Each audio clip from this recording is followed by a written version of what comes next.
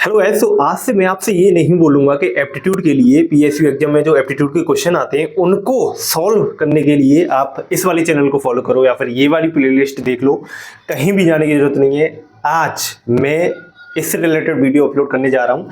ये वाली बेसिकली एक तरीके से ट्रायल वीडियो है, ठीक है। इसमें एक पार्ट, पहला पार्ट आज मैं अपलोड करूँगा और इसके रिस्पॉन्स के ऊपर कि आपको किस तरीके का लगा मेरा समझाना, ठीक है। Just like as a friend जो आपको सेमेस्टर एग्जाम में एक रात पहले ही सारी कुछ चीज़ें पढ़ा देता है, तो उसी तरीके से मैं कोशिश करूंगा इतने फास्ट वे में, इतनी जल्दी सारी की सारी चीज़ों को कवर करने की, ठीक है। अगर ये वाली वीडियो आपको अच्छी लगी तो बताना, आगे उतनी ही स्पीड के साथ जल्दी जल्दी मैं चीज़ों को अपलोड कर दूंगा।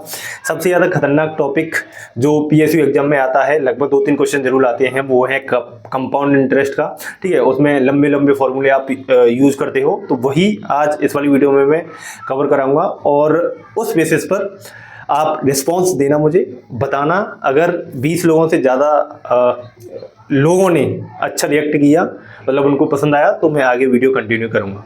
सबसे पहले हम कंपाउंड इंटरेस्ट से स्टार्ट कर रहे हैं क्योंकि इसी में सबसे ज़्यादा कैलकुलेशन में प्रॉब्लम आती है और पीएसयू में लगभग 2-3 क्वेश्चन इसके आ जाते हैं, ठीक है। तो मैं अपने नोट से बताऊंगा, मतलब डायरेक्टली नोट से पढ़ाऊंगा क्योंकि बोर्ड पर लिखने वगैरह में बहुत टाइम वेस्ट हो जाएगा। तो देखो, रेशियो मेथड इसका एक होता है, फार्मूला वगैरह यूज़ करने की आपको कुछ ज़रूरत नहीं है। तो देखो, जो रेट है, ऐसे परसेंटेज में रेट आपको दे रखा होता है क्वेश्चन में, तो उसको बस हमें परसेंटेज हटाने के लिए 100 से डिवाइड करो, 1/10 आएगा। तो रेशियो मेथड में अभी ये तरीका बता रहा हूँ। तो इसमें क्या होता है, दो चीज़ लिख लो, एक जगह लिख लो आप प्रिंसिपल, एक जगह लिख लो अमाउंट। तो नीचे वाली संख्या को प्रिंसिपल की जगह लिख दो 10, ऊपर वाली संख्या में इसे जोड़ के, मतलब 10 और 11 इसे लिख दो अमाउंट के नीचे, ठीक है ना। अब 2 साल के लिए बोला जाए अगर आपसे, तो 2 बार लिख देनी है ये दोनों चीज़ें। 3 साल के लिए बोला जाए 3 बार लिख देनी है। अब करना क्या है, इन दोनों का प्रोडक्ट करो 10 150, इन दोनों का प्रोडक्ट करो 121, ठीक है। तो जो 100 निकल के आया है वो प्रिंसिपल है, जो 121 निकल के आया है वो अमाउंट है, और आपको पता है इन दोनों का गैप जो है वो कंपाउंड इंटरेस्ट कहलाता है। अब देखते हैं क्वेश्चन कैसे सॉल्व करेंगे। ये क्वेश्चन दे रखा है, sum of 2000 is invested at 10% per annum compound interest for 2 years, how much interest will be received after 2 years. तो इसमें क्या करना है, मैंने सबसे पहले बोला था जो रेट है, इंटरेस्ट है, उसको लिख लो फ्रैक्शन में, ठीक है। तो परसेंटेज है, इसमें 10 से डिवाइड करोगे 1/10 आ जाएगा। अब एक जगह लिख लो प्रिंसिपल, एक जगह लिख लो अमाउंट। तो नीचे वाली संख्या को यहाँ रखो 10 में, ठीक है, प्रिंसिपल के नीचे, और दोनों को जोड़ के अमाउंट की इक्वल में रखो 11, ठीक है। अब यहाँ पर देखो 2 साल के लिए बोला जा रहा है, 2 साल के लिए बोला जा रहा है, तो इसका बस 2 बार लिखना है हमें। तो एक बार ये लिख दिया, 2 बार ये लिख दिया, दोनों का मल्टीप्लाई कर दो 100 आ जाएगा, इन दोनों का मल्टीप्लाई कर दो 121 आ जाएगा। अब देखो पूछा क्या है, इंटरेस्ट पूछा है। अब ये हमने ये जो निकाली है चीज़ है, ये एक जनरल टर्म निकाला है, मतलब कि अगर आप 100 रुपये इन्वेस्ट करोगे, 100 रुपये आपका प्रिंसिपल है, तो 121 आपका अमाउंट होगा, लेकिन हमारा तो प्रिंसिपल 2000 है। तो अब देखो, जब 121 के इक्विवेलेंट है तो 2000 किसके इक्विवेलेंट होगा, ये तो सिंपली आप 1 किला 2 की, तो 2 किला 4 की, ये बचपन में पढ़ा होगा। तो 121/100 इंटू में 2000 ये कर देना है बस, सिंपल, ठीक है ना। तो देखो 121/100 इंटू 2000, तो ये अमाउंट आ जाएगा आपका। लेकिन उन्होंने पूछा है कंपाउंड इंटरेस्ट। तो देखो 100 रुपये जब इन्वेस्ट कर रहे हो तो 121 मिलने हैं, तो कंपाउंड इंटरेस्ट कितना मिलना है आपको, ठीक है। कंपाउंड इंटरेस्ट मिल रहा है, इन दोनों का घटाव, सब्ट्रैक्शन, ठीक है। तो दोनों को घटाओगे तो 21 आ जाएगा, मतलब कि 100 रुपये जब इन्वेस्ट कर रहे हो तो आपको 21 रुपये ब्याज मिल रही है, कंपाउंड इंटरेस्ट मिल रही है। लेकिन हमने तो भैया 2000 इन्वेस्ट किए हैं, तो 2000 के लिए कितना हो जाएगा, 21/100 इंटू में 2000, ठीक है। बस ये आ गया आपका। अब अगला क्वेश्चन देखेंगे, compound interest on a sum of money is invested for 2 years, ठीक है। ये जितना, मतलब कंपाउंड इंटरेस्ट दे रखी है, टाइम दे रखा है और रेट दे रखा है, अमाउंट पूछा है, वही बात। सबसे पहले जो आपकी रेट है 25%, उसको पहले ये हो जाएगा 25/100, तो ये हो जाएगा आपका 1/4, ठीक है ना। तो मैंने वही बताया था कि यहाँ पर एक जगह आपको प्रिंसिपल लिखना है, एक जगह आपको अमाउंट लिखना है, नीचे वाले को प्रिंसिपल की जगह 4 और 1 5, ये ऊपर 2 साल के लिए बात कर रहे हैं तो एक और बार लिख दो इस चीज़ को, ठीक है। अब इन दोनों का प्रोडक्ट 4 चौक 16 55 25 का मतलब हमने एक बेस चीज़ बना ली। ये कंपाउंड इंटरेस्ट भी लिख लो चाहे साथ में, तो 16 25 में से 16 गए तो 9, इसका मतलब ये बेस आ गया अब हमारे पास। अब जो चीज़ बोली होगी उस हिसाब से देख लेंगे। अब देखो इसमें बोला क्या है, इसमें कंपाउंड इंटरेस्ट हमें दे रखा है, मतलब एक चीज़ तो हमें ये पता है और अमाउंट पूछा है, मतलब इन दोनों के बीच में खेल हो रहा है, प्रिंसिपल से कोई मतलब नहीं है हमें। तो अब बस खत्म हो गया क्वेश्चन। जब 9 रुपये कंपाउंड इंटरेस्ट है तो अमाउंट है हमारा 25, ये लिख लो अमाउंट, ठीक है। तो जब 10,125 रुपये 10,125 रुपये कंपाउंड इंटरेस्ट होगी तो उसके इसमें अमाउंट कितना आएगा, सिंपल बस 25 डिवाइड बाई 9 इंटू 10125, बस इतना सा है, ठीक है ना। ये हो गया, ये आपका आंसर आ जाएगा। अगला क्वेश्चन, ये हर तरीके की वैरायटी के क्वेश्चन इसमें कवर हो जाएंगे, तो फिर कोई भी प्रॉब्लम आपको नहीं आएगी। What is the compound interest for 3 years, इसमें 3 ईयर्स बोल दिया तो देख लो बस 3 बार कर दिया है।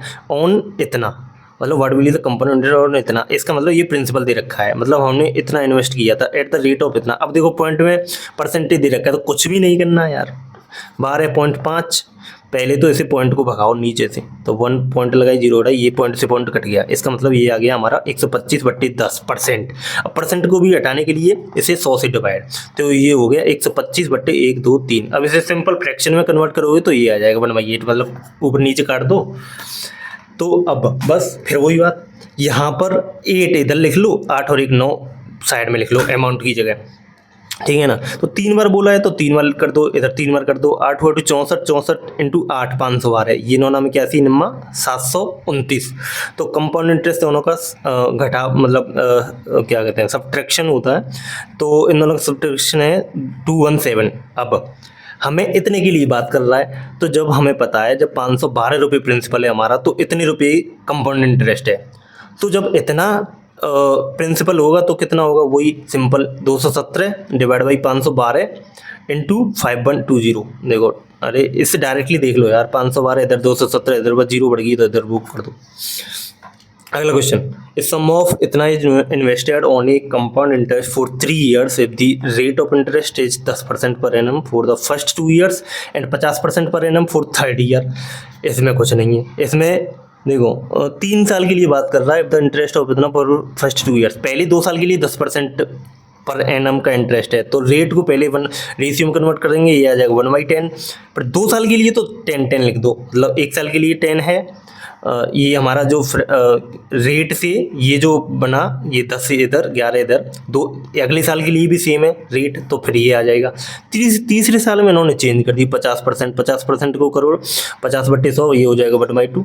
तो इसमें 2 आ जाएगा इधर, 2 और 1 3 आ जाएगा इधर, तो बस तीसरी साल में ये चेंज कर दो इधर, और कुछ नहीं है। तो वही 10,100 दूनी 200, इधर ये हो जाएगा सिंपल वैसा ही है पहले की तरह। How much will a principal of 5,000 invested on compound interest amount in 3 years at a rate of 50% per annum. Simple वही चीज़ है सब कुछ। अब क्वेश्चन में कभी कभी कंपाउंडेड एनुअली ना देखे, कंपाउंडेड हाफ ईयरली दे देगा, तो उसमें क्या करना है, जो रेट होती है उसको 2 से डिवाइड कर देना है। अगर वहीं पर कंपाउंडेड एनुअली की जगह आपको कंपाउंडेड क्वार्टरली दिखा मिल जाए, इसका मतलब फिर जो रेट है उसको 4 से डिवाइड कर देना है, बाकी पूरा प्रोसेस सेम है। और ये भी सेम वैसा ही है।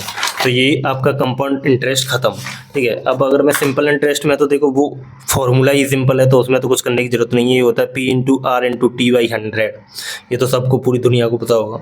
सिंपल इंटरेस्ट पूछा हो तो डायरेक्ट प्रिंसिपल लिखो, यहाँ पर रेट लिखो, यहाँ पर टाइम लिखो, 3 साल के लिए 4 साल के लिए 25% सी है, 20% सी है, वो इधर प्रिंसिपल इधर, ठीक है इतना। अच्छा, टोटल अमाउंट कितना होगा, जो प्रिंसिपल होगा प्लस उसमें कम ये सिंपल इंटरेस्ट ऐड कर दो। तो ये तो सिंपल है, इसमें कुछ बताने वाला है नहीं। अब 2 फॉर्मूले हैं वो डायरेक्टली याद करते हो, क्योंकि उनके लिए फिर कैलकुलेशन करने की जरूरत नहीं पड़ेगी। तो कंपाउंड इंटरेस्ट और सिंपल इंटरेस्ट, इनका डिफरेंस पूछा जाता है। तो अगर ये फर्स्ट साल के लिए है तो दोनों सेम ही होता है, 0 हो जाएगा। सेकंड साल के लिए, सेकंड ईयर के लिए compound interest minus simple interest का जो डिफरेंस होता है वो होता है P/R/100 का स्क्वायर, ठीक है। और थर्ड ईयर के लिए होता है, बेसिकली ये यहाँ से लो स्क्रीनशॉट खींच लो, आप जो भी आपको करना हो ये, ठीक है। ये सेकंड ईयर के लिए, थर्ड ईयर के लिए, तो ये डायरेक्टली फॉर्मूला याद कर सकते हो। अब कुछ अलग तरीके के इसमें क्वेश्चन आ जाते हैं, तो उसको भी करने का वैसे फॉर्मूला दे रखा है, पर वो फॉर्मूला क्या याद करो, डायरेक्ट ट्रिक बता देता हूँ। तो इसमें देखो बोला गया है, ये 40 वाला क्वेश्चन पढ़ो। इस sum of money placed at compound interest doubles itself in 5 year, मतलब कि अमाउंट जो है वो डबल हो जा रहा है 5 साल में।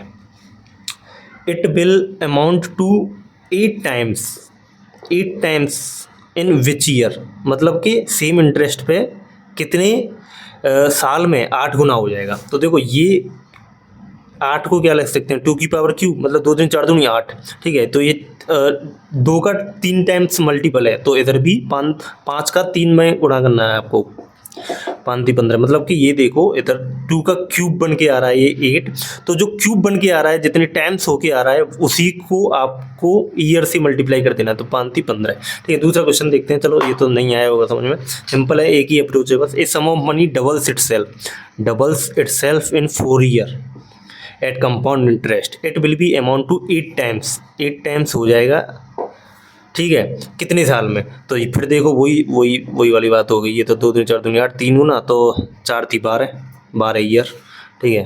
तो ये बी ऑप्शन हो जाएगा।